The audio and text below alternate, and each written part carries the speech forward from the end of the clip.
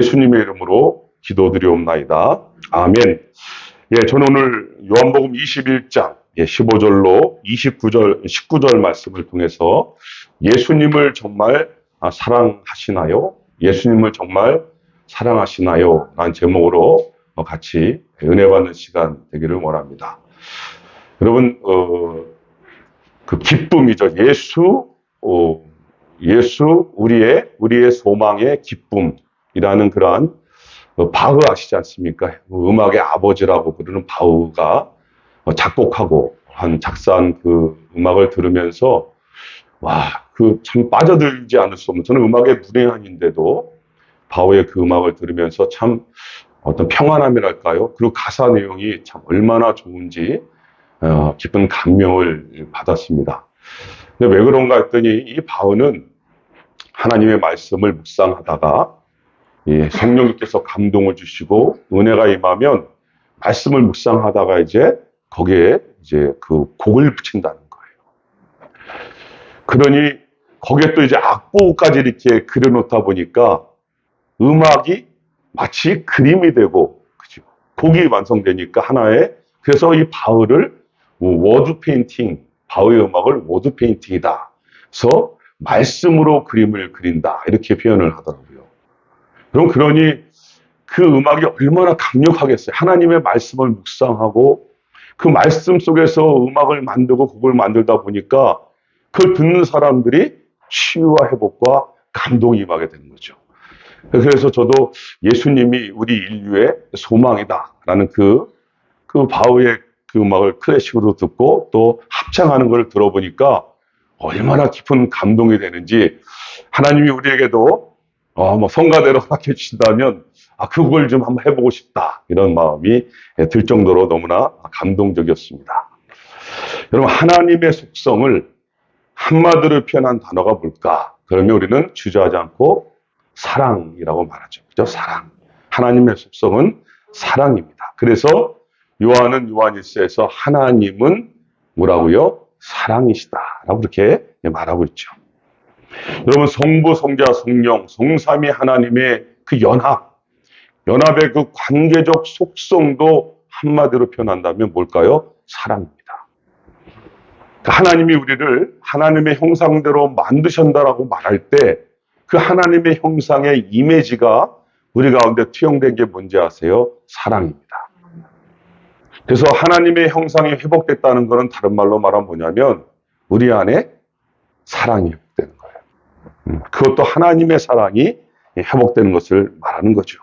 그래서 우리는 교회 안에서 또 가정 안에서 그 사랑을 서로 공급받으며 살아갈 수 있도록 하나님께서 그렇게 천국의 공동체로 만들어 주신 거죠. 그걸 좀 쉬운 말로 우리가 이해할 수 있게 표현한다면 사귐이라고도 말할 수 있겠죠. 사귐, 펠로우십이다. 사귐이다라고 표현할 수 있을 것입니다. 그런데 성경을 보면 이 추상적인 단어 같은 사랑을 우리의 삶 속에 그러면 구체화시킬 수 있도록 하는 말씀이 등장하고 있어요. 그게 뭐냐면 요한복음 14장 21절에 나의 계명을 지키는 자라야 나를 사랑하는 자니, 나의 계명을 지키는 자라야 나를 사랑하는 자니, 나를 사랑하는 자는 내 아버지께 사랑을 받을 것이요 나도 그를 사랑하여 그에게 나의 사랑을 나타내리라. 여러분, 여기 명확하게 주님을 사랑하는 것이 무엇인지를 명시하고 있어요. 눈에 보일 수 있게 보여주고 있죠. 그게 뭐라고요? 하나님의 말씀을 지키는 거래요. 지키는 거예요. 그래야 주님을 사랑한다는 것을 입증할 수 있다라고 성경이 말하고 있는 것입니다. 여러분, 그렇다면 하나님의 말씀, 그 계명을 지켜야 사랑하는 자인데, 그 하나님의 말씀 계명을 요약하면 딱 두 가지로 설명할 수 있잖아요. 그죠? 하나님의 말씀 66권을 딱 요약하면 두 가지로 말할 수 있는데, 하나는 하나님 사랑, 또 하나는 이웃 사랑. 그 십자가잖아요. 하나님 사랑, 이웃 사랑이라고 그렇게 요약할 수 있습니다. 그게 다 들어있는 거죠. 그럼 여기서 우리가 이제 문제에 봉착하게 되는 거예요. 제가 질문을 드림으로 한번 시작합니다. 오늘 제목인데요. 여러분은 예수님을 정말 사랑하십니까? 예. 이 질문에 지금 아멘 우리는 예스라고 대답을 하죠. 그러면 그 증거가 오늘 뭐라 그랬어요? 계명을 말씀을 지키는 거라 그랬단 말이죠. 그럼 다시 한번 질문을 드릴게요. 여러분들은 하나님의 말씀을 다 지키며 살고 계시나요? 그럼 이제 조금 힘들어지기 시작해요. 힘들어지기 시작합니다. 그럼 다시 이제 질문해 볼게요. 여러분 정말 예수님을 사랑하십니까? 예, 아까보다 이제 대답이 좀 적어지셨어요. 예. 예, 쉽게 점점 나오기가 어려워지죠. 여러분 저도 말씀을 묵상하고 또 설교를 준비하면서 상당히 힘들더라고요. 오늘 우리는 누구보다 이 문제로 고민했을 한 사람을 오늘 본문에서 만나고 있는 거예요. 그 사람이 바로 베드로라는 사람이죠. 우리는 그를 추적해 가면서 그것이 우리의 삶에 주시는 메시지가 무엇인지 두 가지만 제가 압축해서 찾아가 보도록 하겠습니다. 첫 번째로 그것은 뭐냐면 오늘 베드로를 통해 주신 메시지 첫 번째는 실패 속에서 그 실패 속에서 꽃 피어나는 그 사랑을 경험하라는 거예요. 우리 15절 말씀 같이 한번 읽어보시죠. 15절입니다. 15절 말씀 시작. 그들이 조반 먹은 후에 예수께서 시몬 베드로에게 이르시되 요한의 아들 시몬아 내가 이 사람들보다 나를 더 사랑하느냐 하시니 이르되 주님 그러하나이다. 내가 주님을 사랑하는 줄 주님께서 아시나이다. 이르시되 내 어린 양을 먹이라 하시고 아멘. 실패 속에서 꽃피는 그 사랑을 경험하라는 게 첫 번째 메시지예요. 여러분 사람은 누구나 실패를 싫어하잖아요. 저도 그래요. 실패를 싫어할 사람이 좋아할 사람이 누가 있겠습니까? 그런데 우리가 이 땅을 살아가면서 피해갈 수 없는 것 중에 하나가 뭐죠? 실패라는 단어 아닐까요? 한두 번쯤은 다 경험해 보셨잖아요. 여러분 우리는 누구나 다 형통한 인생을 꿈꾸며 살아왔어요.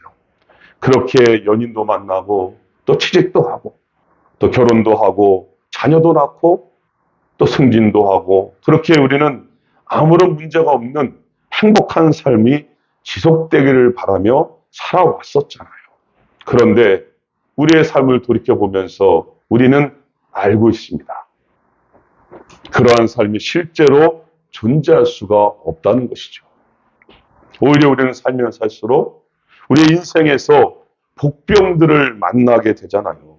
그 속에서 스트럭을 한 우리의 모습을 발견하고 있지 않습니까? 특별히 그리스도인들은 더욱 치열한 전투를 벌일 수밖에 없는 게 이 세상이죠. 그만큼 세상은요, 리얼한 거예요. 진짜인 거예요. 쇼가 아닌 거예요. 너무나 현실적으로 다가오는 것이죠. 여러분 오늘 본문의 주인공 베드로를 보세요. 그야말로 베드로는요, 소위 세상 말로 말하면 완전한 실패자예요. 그래서 주님과 함께 있을 때는요, 세상의 이목이 집중되기도 했거든요. 왜 그렇죠? 예수님이 막 병든 자도 고치시니까 사람들이 몰려들었잖아요. 그러니까 예수님의 주위에는 항상 사람들이 이렇게 몰려들었거든요. 또 여러분 오병이어의 기적도 이루어졌잖아요.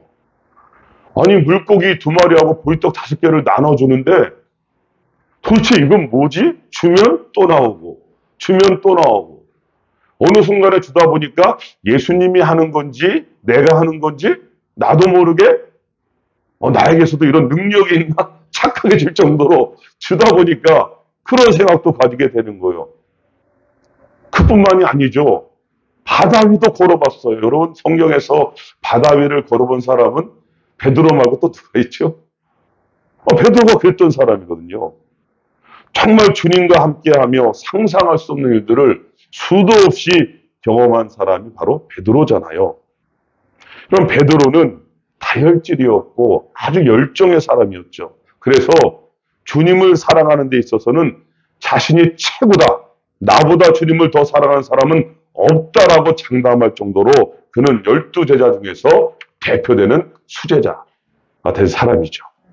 정말이지 자신이 그토록 사랑하는 예수님을 위해서라면 자기 목숨은 그냥 분토와 같이 나는 버릴 수 있습니다라고 장담하고 후원했던 사람이 바로 이 베드로지요. 여러분, 그런데 우리가 다 알고 있습니다. 정말 그렇게 됐습니까? 다른 사람도 아닌 베드로가요, 주님을 그것도 3번이나 부인하죠. 맹세하고 저주까지 하면서 부인을 하고 있는 거예요. 여러분, 그뿐만이 아니죠. 주님의 명령을 무시해버리고 그냥 자기의 고향으로 낙향해 버린 것입니다. 그리고 동료들과 함께 거기서 고기를 잡고 있는 거죠. 이제 더 이상 그에겐 꿈도 소망도 다시 주님을 사랑한다라고 말할 수조차 없는 삶의 자리로 그냥 돌아가 버린 거죠. 여러분, 이런 사람을 가르쳐 우리가 보통 뭐라고 말하죠? 실패자다라는, 실패자. 베드로가 바로 그런 상태에 있었던 거죠. 자포자기의 상태였습니다. 그냥 그렇게 무의미하게 하루하루 그냥 그렇게 살기로 작정한 거 아닙니까? 나 같은 실패자가 뭘 할 수 있을까? 자신의 깊은 배신에 대해 자기 자신도 용납할 수 없을 정도로 상처가 새김어 버린 것입니다. 여러분, 오늘 베드로의 이 모습은 어쩌면 오늘 이 시대를 살아가고 있는 우리 그리스도인의 삶의 모습을 대표적으로 보여주고자 하는 것이 아닐까요? 우리는 너나 할 것 없이 이 시대는 상처라고 하는 복병을 만나서 얼마나 많은 사람들이 이 모양 저 모양으로 신음하고 있는지 모릅니다. 그냥 그렇게 무기력하게 망가져가는 사람들이 얼마나 많은지 몰라요. 정말이지 누가 꺼내주지 않으면 그냥 그 속에 갇혀서 영원토록 방황하게 될 것 같은 두려움 가운데 있는 분들이 우리 주위에요. 말을 안 해서 그렇지 얼마나 많은지 모릅니다. 여러분, 그런데 오늘 본문의 핵심적인 포인트가 여기 있는 거예요. 그 실패자에게, 그 소망을 잃어버린 무능력자에게 이제는 아무도 거들떠 보지도 않고 관심도 가지고 있지 않는 그런 한심해 보이는 그 사람에게 세상은 이미 그를 향하여 당신은 끝나버렸다라고 말하는 그 사람에게 오늘 어떤 일이 벌어집니까? 우리 주님이 찾아오셨다는 것입니다. 주님이 찾아오신 거예요. 그것도 아침까지 준비해서 주님이 찾아오셨어요. 얼마나 우리 주님이 섬세하시고 자상하십니까? 여러분, 이게 어떻게 말이 될 수 있죠? 여기서 우리는 두 가지를 정확히 짚어볼 수밖에 없는데, 우리들 자신에 대해서는 우리는 실패할 수밖에 없는 인생이다라는 것을 받아들일 수밖에 없고, 또 한 가지, 그러나 주님에 대해서는 주님은 끝까지 우리를 포기하지 않는 분이시다라는 것을 가르쳐주고자 하는 거죠. 여러분, 그런데 그 둘이 싸우면 누가 이깁니까? 결국 주님의 못 말리는 그 사랑이 이기는 거예요. 그 사랑이 다시 일으켜 세운다는 것을 보여주고자 하는 거죠. 그것이 실패 속에서 꼽히는 주님의 그 사랑의 깊이라는 것입니다. 배신하고 실패하고 도저히 소망이 없는 밑바닥에 처해봐야 그 주님의 사랑의 깊이가 얼마나 깊은지 알지 않겠습니까? 여러분, 주님이 우리를 사랑하시기로 그렇게 작정하신 거예요. 그럼 그 사랑을 제대로 알고 일어서는 것과 그냥 모르고 일어서는 것은 하늘과 땅의 차이가 될 수밖에 없는 거 아니겠어요? 여러분, 존 맥스웰이 이렇게 말했습니다. 실패는 실패자가 아니라 그냥 실패다. 실패는 실패자가 된 것이 아니라 그냥 실패에 불과한 것이다. 성공하지 않았다는 뜻이다. 그리고 실패는 넘어진 것이 아니라 배움이 있었다는 것이고, 어리석다는 뜻이 아니라 용기가 있다는 것이고, 버림받았다는 뜻이 아니라 나를 향한 하나님의 더 큰 계획이 있다는 뜻이다. 이렇게 설명하더라고요. 여러분, 그렇죠? 우리 그리스도인은 나는 할 수 있다. I can do. 나는 할 수 있다. 자기 긍정을 외치는 사람들이 아니에요. 오히려 우리는요, 할 수 없다예요. 나는 못합니다가 맞아요. 저는 그럴 만한 사람이 못 됩니다. 사실은 이것을 외치는 사람이요. 왜요? 그런데 놀랍죠. 그러할 때, 그렇게 우리가 고백할 때 우리 속에서 우리로 승리케 하시는 분이 역사를 하시거든요. 여러분, 그분이 바로 주님이신 줄 믿습니다. 그래서 in Christ라고 하잖아요. in Jesus. 예수 그리스도 안에서 우리는 we can do가 되는 거죠. 할 수 있다가 나오는 거죠. 여러분, 그분이 우리 주십니다. 여러분, 그렇게 그 실패 속에서 우리에게 꽃을 다시 소망을, 생명을 피워주시는 분이 누구라고요? 예수님이십니다. 그 예수님의 사랑의 꽃을 마음껏 자랑하시기를 주님의 이름으로 축복합니다. 오늘 또 한 가지 베드로를 통하여 주신 두 번째 메시지는 진정한 사랑은 하나님의 영광이라는 꽃을 만든다는 거예요. 진정한 사랑은 하나님의 영광이라는 꽃을 만든다는 거죠. 우리 19절 말씀 같이 한번 읽어보시죠. 19절입니다. 시작. 이 말씀을 하심은 베드로가 어떠한 죽음으로 하나님께 영광을 돌릴 것을 가리키심이러라. 이 말씀을 하시고 베드로에게 이르시되 나를 따르라 하시니 아멘. 오늘 두 번째 메시지는 다른 것이 아닙니다. 진정한 사랑은 하나님의 영광이 드러나게 만든다는 거예요. 하나님의 영광이라는 꽃을 피울 수밖에 없다는 것을 베드로를 통하여 우리에게 말씀하고자 하는 것이죠. 여러분, 베드로가 왜 실패했다고 생각하시나요? 여러분, 베드로가 정말 예수님을 사랑하지 않았을까요? 아니에요. 진심이었거든요. 정말 사랑했거든요. 예수님을 죽겠다고 그가 말했던 것이 정말 거짓이었을까요? 아닙니다. 그가 그걸 고백할 때는 정말 자기 생명을 분토같이 드릴 진실한 고백을 한 거예요. 진심이었습니다. 베드로는요, 자신이 충분히 그렇게 할 줄 누구보다도 철저히 자신을 믿고 있었던 것입니다. 그럼 결국 무엇이 박살난 거죠? 자기 믿음, 자기 확신, 자기 믿음, 자기 확신이 완전히 박살나버립니다.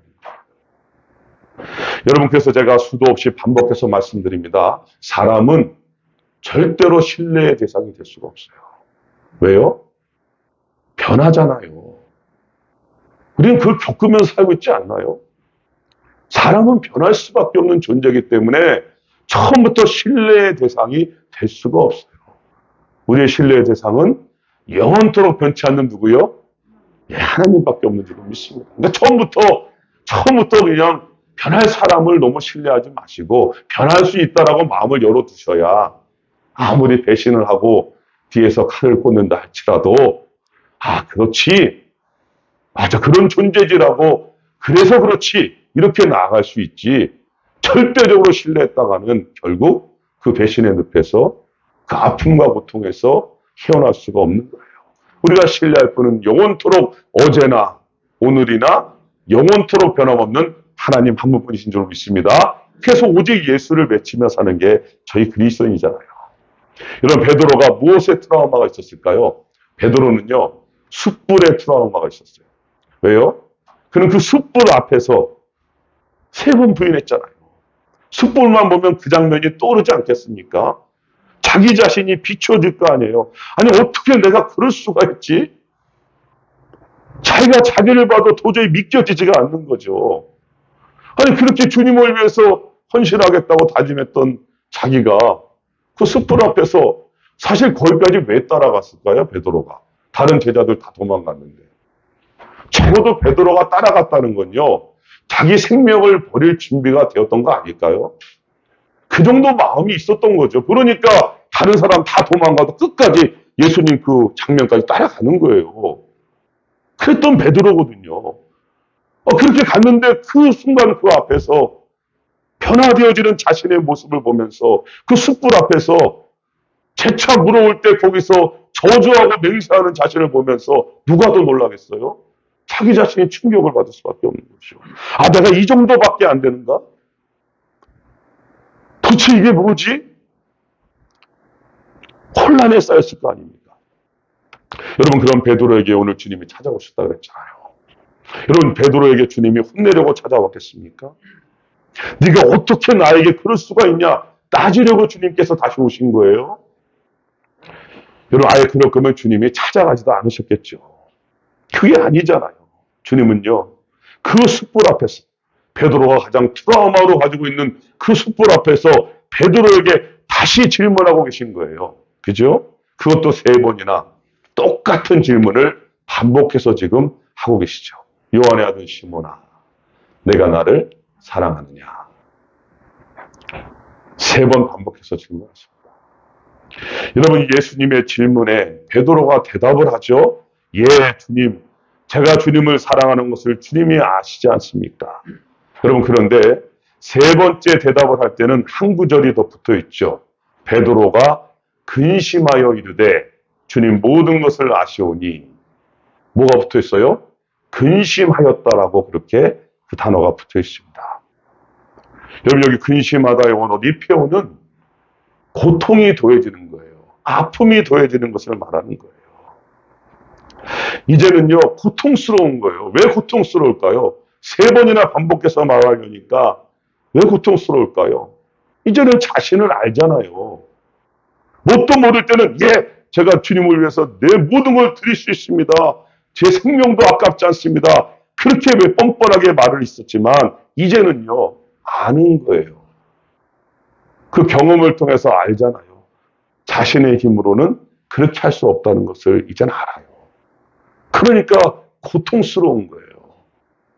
대답을 해야 되겠는데 또 내 자신을 보면 또 그러지 못할 내 자신의 모습이 보이니까 고통스럽죠. 근심스럽죠. 그러니까 그가 고통스럽게 근심하면서 대답을 하고 있지 않습니까? 어쩌면 뻔뻔하게 주님을 사랑한다고 베드로는 3번째 고백을 하고 있죠. 왜 그럴까요? 여러분, 이런 것입니다. 주님, 이제는 나의 사랑이 아닌, 내 힘이 아닌 주님께서 부어주시는 그 사랑의 힘으로 이제는 사랑하겠습니다. 그래서 베드로가 고백하는 거예요. 다른 고백입니다. 그죠?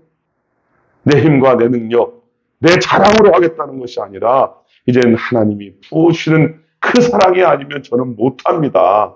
그 사랑으로 하겠습니다. 그렇게 고백하고 있는 거죠. 여러분, 오늘 베드로를 찾아오신 주님께서 오늘 우리에게 동일하게 찾아오신 줄로 믿습니다. 그리고 오늘 우리에게 동일하게 묻고 있지 않습니까? 원시가 네가 나를 사랑하냐? 원시가 네가 나를 사랑하냐? 오늘 우리에게 묻고 있지 않습니까? 여러분, 대답이 준비되셨습니까? 준비되셨어요? 여러분, 이 고백 이후에 주님께서는 의미심장하게 베드로의 죽음에 대해서 이제 말씀하고 계세요. 너무 놀라운 사실은 그의 죽음이 하나님의 영광이 된다라고 영광과 연결시키고 있거든요. 여러분, 그러니까 사랑이 무엇과 연관이 된다고요? 하나님의 영광과 연결되어지고 있다는 사실입니다. 우리가 주님의 사랑으로 나아갈 때 그 사랑이 무엇과 연결된다고요? 하나님의 영광하고 연결된다는 것을 베드로를 통하여 보여주고 계신 거예요. 그는 주님의 주신 그 사랑의 힘에 이끌려서 베드로는 살게 됩니다. 사도행전에 보면요, 변화된 베드로의 삶이 그대로 나오고 있어요. 한 번 설교하는데요, 그 이후에는요 3,000명이 회개하며 주님께로 돌아오는 기적이 일어나요. 그뿐만이 아닙니다. 나면서부터 안진병이 된 자가 돌아와요. 8년 동안 앓았던 중풍병자가 들어오고요, 심지어는요 죽은 자가 살아나는 역사가 일어나요. 변화된 삶의 모습에서 이런 일들이 나타납니다. 여러분, 그런데 그 어느 곳에도 베드로가 영광을 받거나 베드로가 주목되어지지가 않아요. 그가 중심이 아니었습니다. 바로 그 자리에는 뭐가 나타났어요? 하나님의 영광이 나타납니다. 그 성경의 더 많은 부분들을 이제 기록하고 있지 않거든요. 그것은 무엇을 의미하냐면 철저하게 이제는 그가 주님의 인도함을 따라 사는 사람이 되었다라는 것을 말씀하고 있는 거예요. 그 자체가 하나님의 영광이라는 꽃이었습니다. 여러분, 굳이 막 말로 하지 않아도요, 말로 막 그렇게 자랑하지 않아도 하나님과 함께하는 그 사랑의 힘으로 나아가니까 사람을 만나고 교제하고 대화하고 일하는 그 속에서 그를 통하여 뭐가 보인다고요? 하나님의 영광이 보이는 거예요. 이게 변화된 베드로의 진정한 모습이었습니다. 여러분, 그렇습니다. 이제는요, 내가 주도하는 내 중심적인 사랑을 하나님이 어떻게 한다고요? 부서뜨리는 거죠. 그리고 주님께서 계속 물으시는 거죠. 아무개야, 네가 정말 나를 사랑하느냐? 아직도 네 힘으로 하고 싶니? 아직도 네 생각과 네 경험으로만 나아갈 거니? 주님이 계속 묻고 계신 거죠. 여러분, 그러므로 이제 진정한 사랑, 주님이 주도하시는 그 사랑으로 하나님께 영광이라는 꽃을 피우시기를 주님의 이름으로 축복합니다. 이제 말씀을 맺어보죠. 여러분, 한 영국 방송사에서 공개적으로 퀴즈 문제를 냈다는 거예요. 런던에서 에딘버러까지 가는데 가장 빠른 길이 무엇일까요? 그랬더니 사람들이 여러 가지 대답을 적어서 엽서를 보냈다는 거죠. 어디까지는 자동차를 타고 와서, 어디서부터는 기차를 타고, 어디서부터는 버스를 탄다. 또는 뭐 공항으로 가서 비행기를 타고 공항에서 내려서 택시를 타고 한다. 아니면 아예 헬리콥터를 빌려서 헬리콥터를 타고 한다. 뭐 다양한 방법들을 자기가 1등 하려고 엽서를 보냈다는 거죠. 그런데 1등 된 게 뭔지 아십니까? 1등이 이거였어요. 거기서 원하는 답이 이거였던가 보죠. 사랑하는 사람과 함께 여행한다. 동의하시나요? 사랑하는 사람과 함께 한다. 함께 여행한다. 여러분, 우리도 그렇잖아요. 뭐 어떤 좋아하는 사람하고 같이 있다 보면 그런 말 자주 하지 않나? 시간 가는 줄 모른다. 뭐 이런 얘기.